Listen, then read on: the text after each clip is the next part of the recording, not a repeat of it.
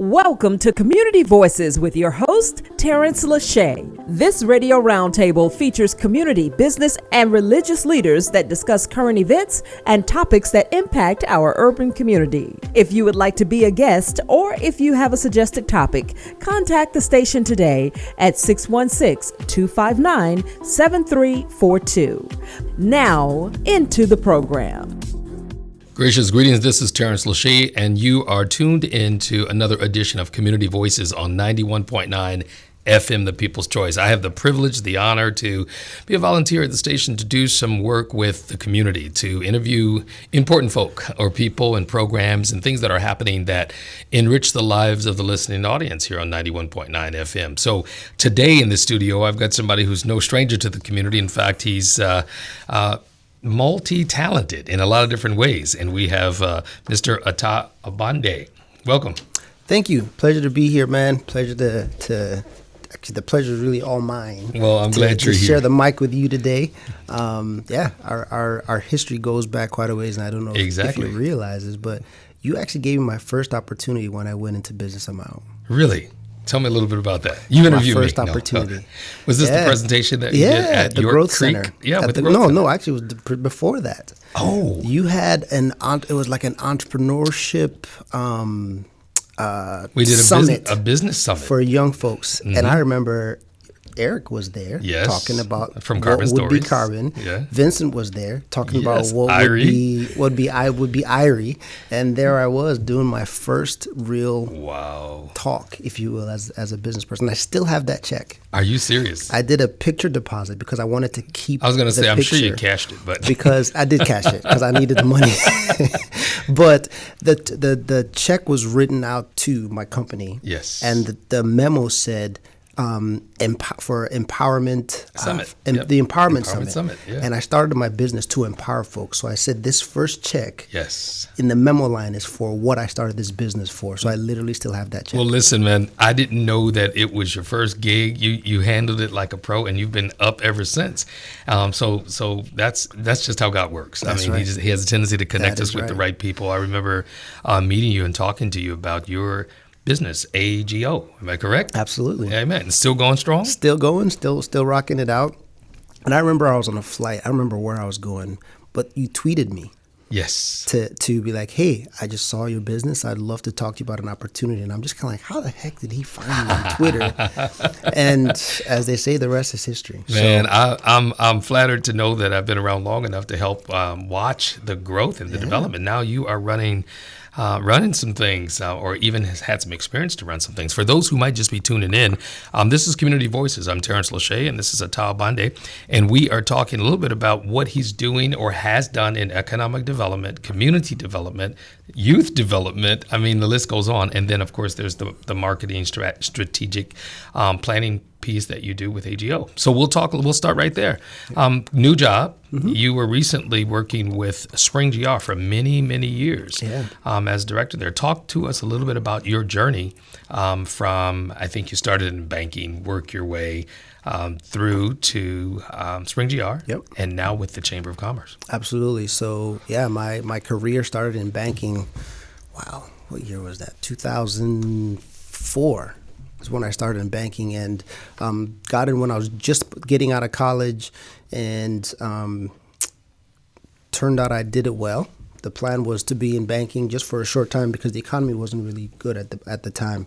Things were merging and there was no jobs. That. I mean, I was a business marketing major, and I wanted to do graphics design, and I knew I wouldn't be able to find a graphics design job in Michigan. So I got into banking thinking it'd be a ride the bad economy wave and get into something else. But it was a sales job. I didn't think of myself as a salesperson, but apparently I did it well. I was a lead top-selling teller in our bank. I was only part-time, but still the top seller. So I got approached by my manager at the time to say, hey, would you be interested in the manager training program? So I'm like, sure. It was a 2-year program, rigorous program. You work every position at the bank in tandem with doing some specialized training. Graduated out of the program after 2 years. Was recruited by another bank to go manage there. So Chase. Was there for about 3 years in management. Did really well there. Got recruited by another bank. Did another 3 years there, and I lost my job.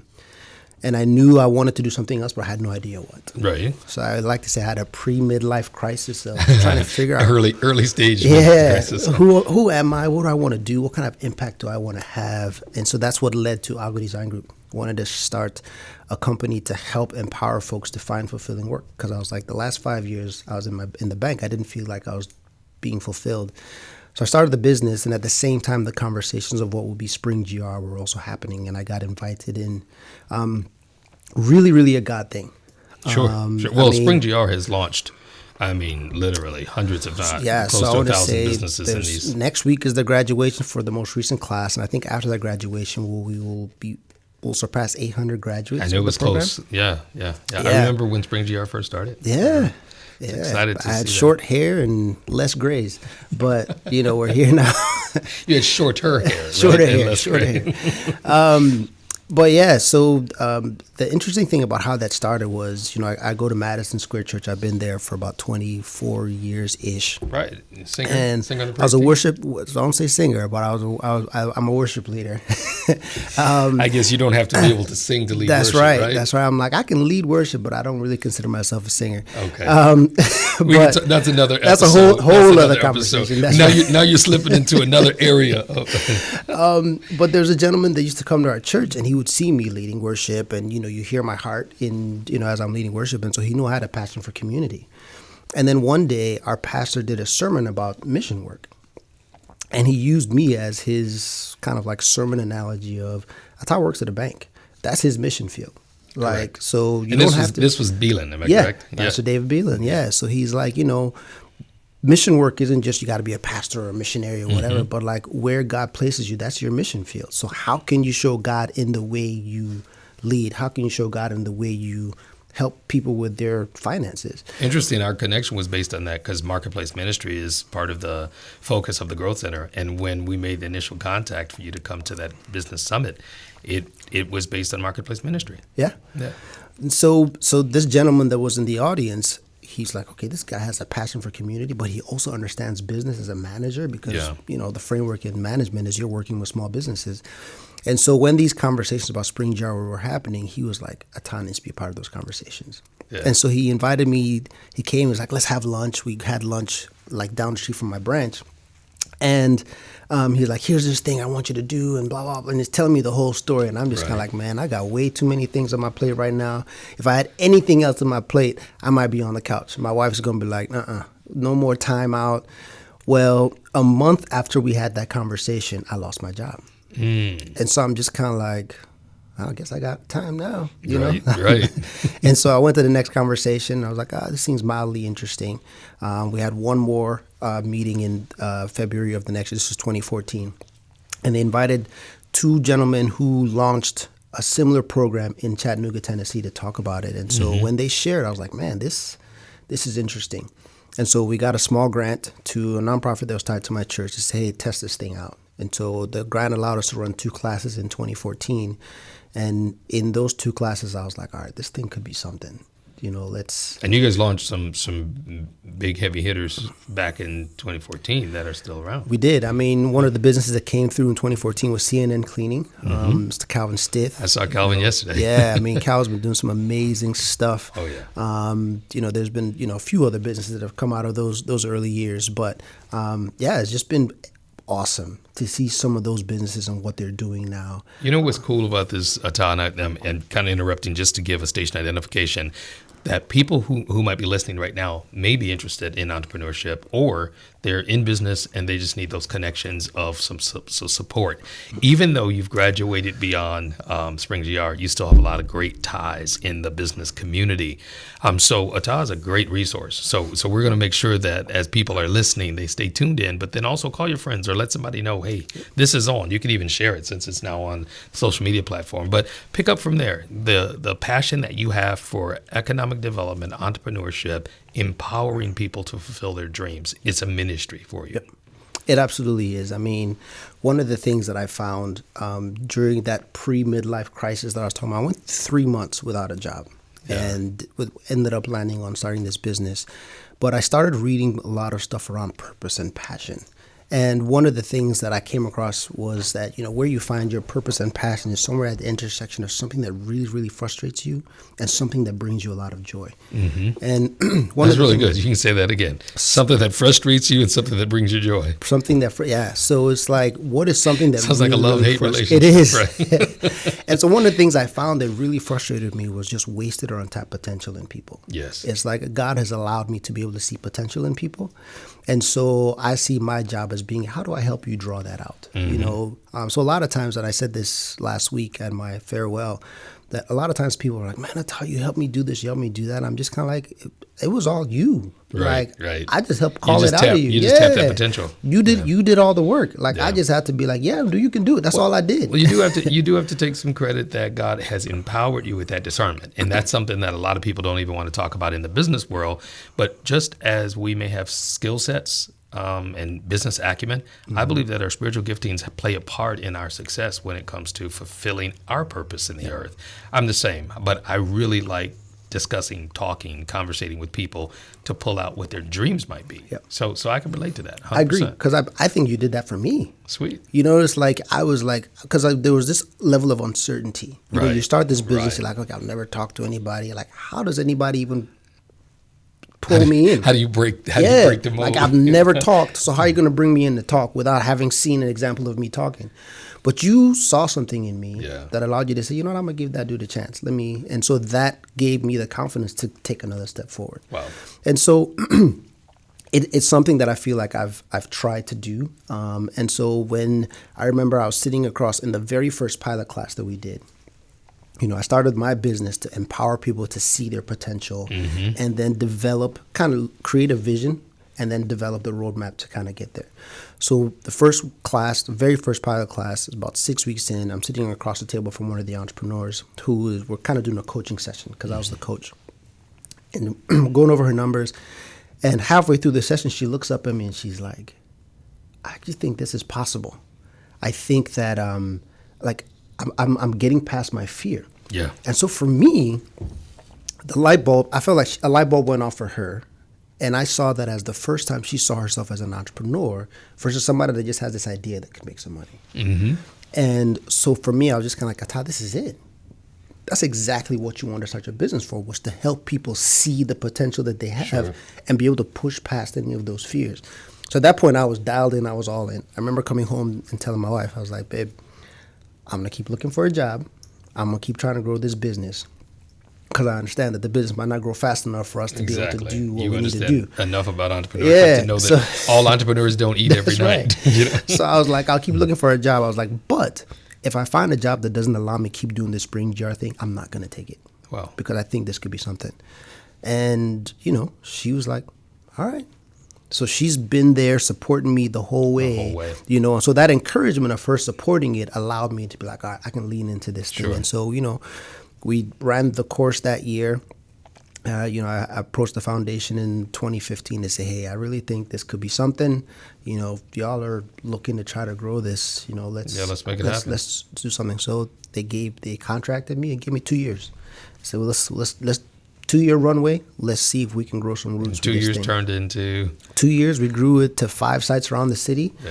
And now, 8 years since we started, we're still rocking, graduating another like 60 or 70 entrepreneurs next week. Yeah. And already taking applications for the fall right now. Yeah. I want to go back and revisit something. I like how you give that intersection of her passion and frustration.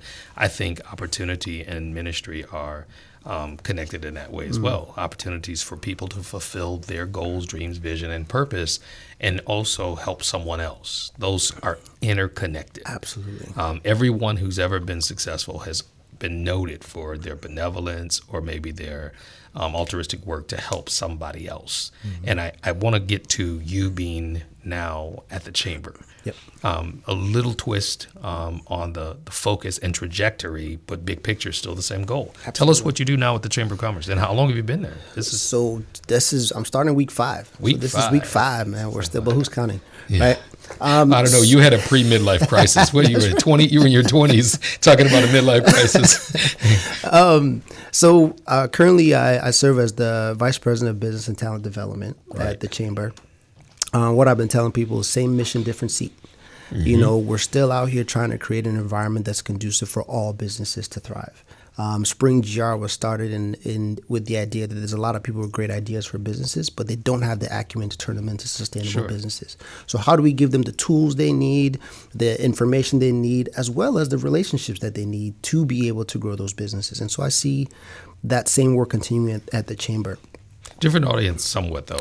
Oh, absolutely. Because the constituency of the chamber has membership, and the membership is a little bit more expensive than getting involved in Spring GR. So if we look at the picture from a trajectory perspective, someone may start working with Spring GR, eventually buy their membership to the chamber, which is, you know. Correct. So the chamber has what we call a target customer, which is the more established business with, 10 plus employees, making a certain amount of revenue a year.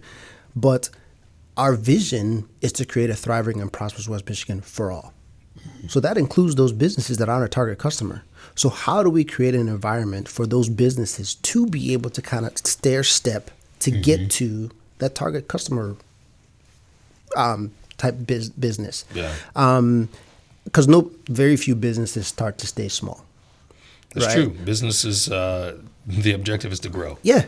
So, but in our work at Spring GR, we did find that there are some businesses that are like, look, I like my 9 to 5. I just want this to be an extra, you name the dollar to bring in because I love my 9 to 5 and I want to keep it. But then most people, it's like, I want to get out of my 9 to 5. And so how do we create the resources and the environment for these businesses to be able to grow? I also believe strongly in the importance of connection. A few years ago, I heard Dr. David Williams, a Harvard researcher, speak. And one of the things he said was, segregation was the most successful piece of legislation passed in U.S. history. And he says that because the effects of it they permeate everything. Exactly. So he said they've done research that said if all you change in U.S. history, the only thing you change is segregation. If you do just that, you eliminate the wealth gap, the education gap, the health gap, and reduce single-family homes by 2/3. If only you change segregation. Yeah, and we can even keep going. You got health disparities. You have, access to resources and even redlining, marginalization. All of those things are as a result of segregation. Absolutely. So that tells me the importance of relationship. Yeah. Right? I always tell my kids, you're only as good as the information in your head and the people you're connected to. Exactly. Because the only way you get new information in your head is from other people. So how do we then, if we're looking at this from a business perspective, how do we take target customer and connect them with non-target customer? What information can be transferred to these businesses that allows them to grow? And at the end of the day, if these businesses grow, it creates a better environment for us, for everybody, whether it's education, healthcare, it's helping build wealth. So the problem is much bigger than just helping a business grow. The effects of it, at least. Attah, it looks like you have traveled, or just proverbially speaking, you've had a journey at the startup stage to the established stage to now the more advanced stages of business development. What's in the future for you? I know that you've got your work still going, and you're a consultant. You provide training.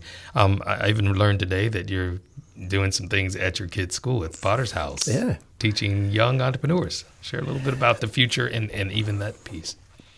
Yeah, so for me, I don't know. So there's been so many opportunities to leave Grand Rapids, right? And people have tried to recruit me out of Grand Rapids. Friends have told me, "What are you still doing there?" But for whatever reason, God keeps me here, right? And so I see a lot of kind of like what God is calling me to is kind of creating that space for businesses, especially businesses with owners that look like you and me and our Black and brown folks, to allow them to be able to thrive.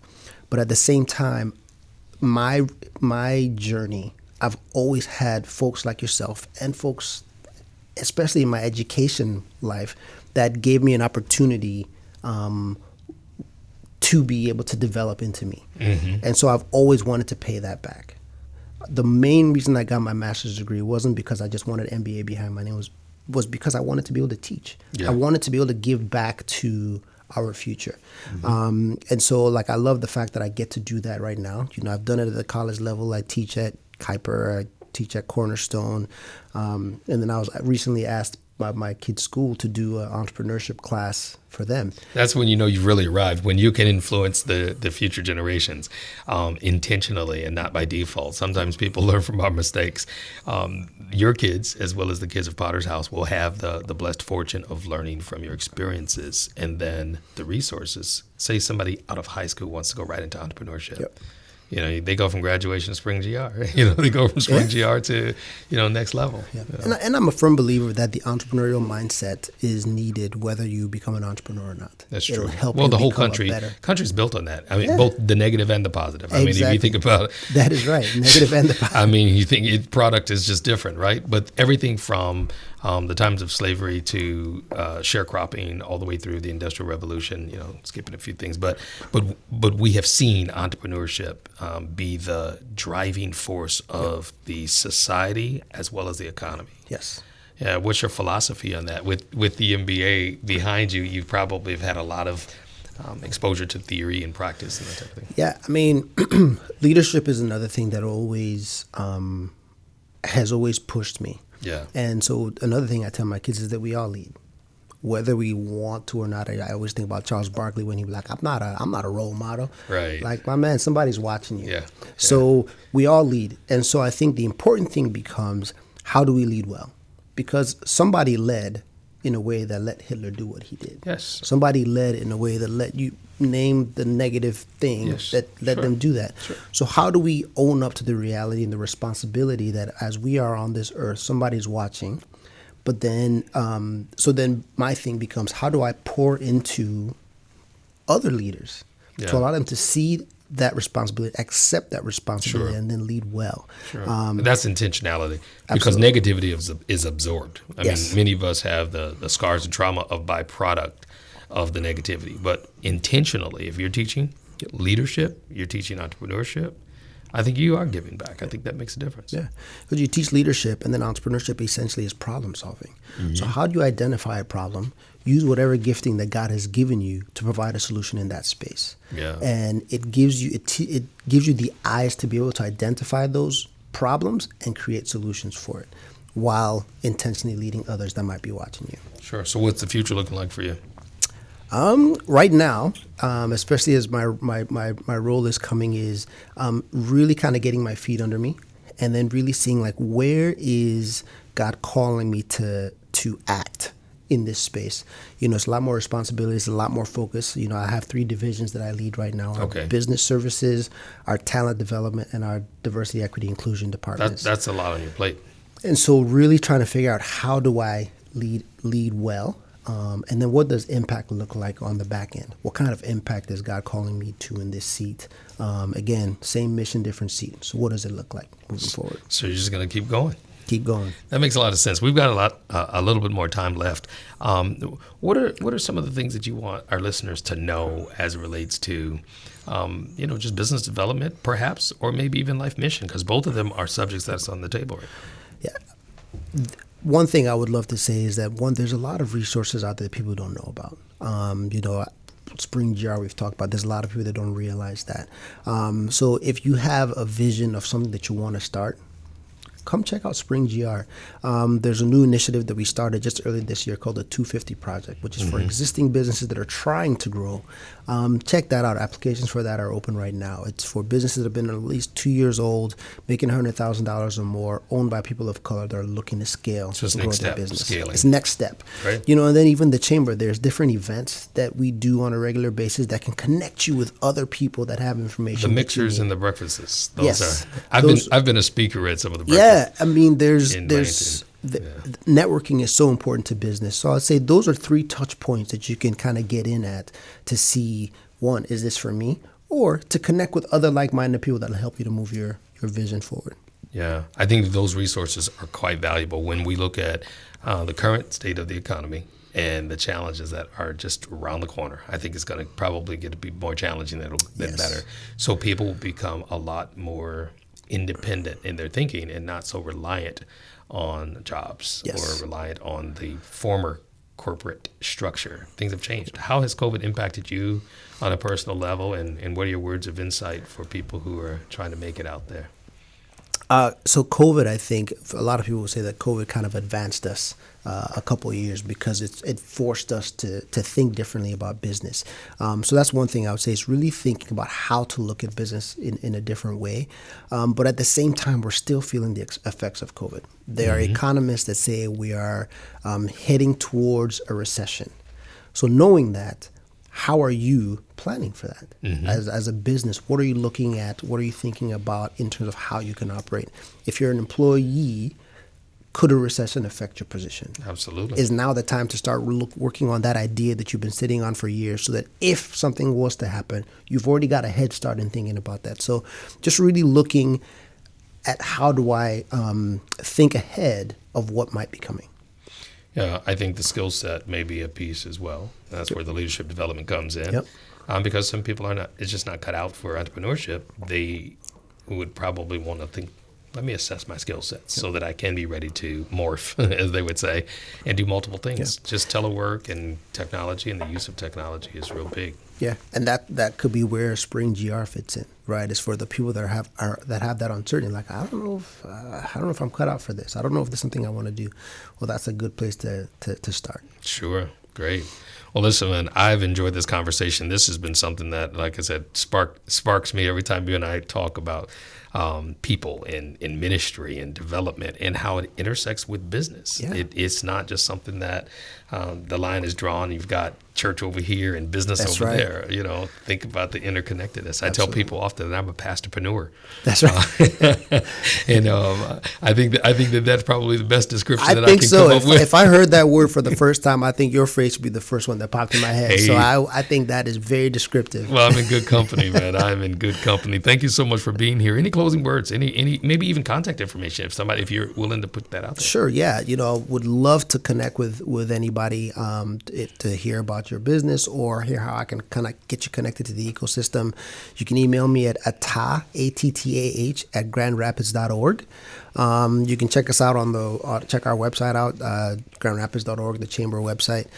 You can also check out Spring GR if you're thinking about that. springgr.com. Like I said, applications are open right now for the fall classes. The chamber on our website, there's an events calendar. You can check out events. I'll put this out there. Sometimes it can be uncomfortable going to an event where you don't know anybody. Right. If you see an event on there that you want to go to, email me. Yeah. I'd be more than happy to meet you there. Sweet.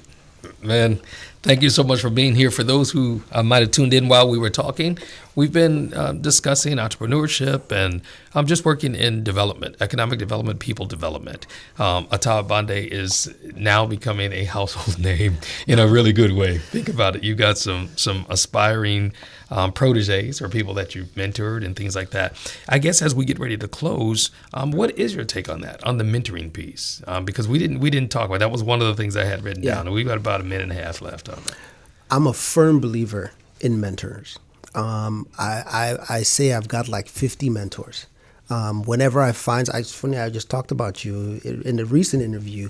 Whenever I find somebody that is doing well in something that I want to be better in, I look to them to mentor me. In some cases, I formally ask, hey, will you be my mentor? In others, it's just, hey, let's connect, let's grab coffee. Sure. I've obviously respected your role as a father in looking at what you've done with your children. Thank you. So there's been times like I've been like, man, like I don't know if you remember me asking you this. Like, how did you do this? We're 4 for 4. Yeah. So I'm just kind of like, man. It's the grace of God, trust me, and applying those same principles that we live by. So I believe firmly in mentorship. So whenever a young person asks me, hey, will you mentor me? As much as I'm available, I try to. But I also have people that mentor me in business, that mentor me as a father, that mentor me as a husband, that just mentor me as a friend. So huge, firm believer in mentorship. Well, I wanted to close on that note because I'm sure that somebody listening is probably thinking, I don't even know where to start. I'd love to just have coffee with him and just have opportunity to discuss dreams and vision and objectives. And we've got quite a few young folks that I think, man, they are just brilliant brilliant. I mean, babies being born, the COVID babies, somebody just texted me and said they're like mutants because they're more advanced. And that's from my own experience of seeing it happen.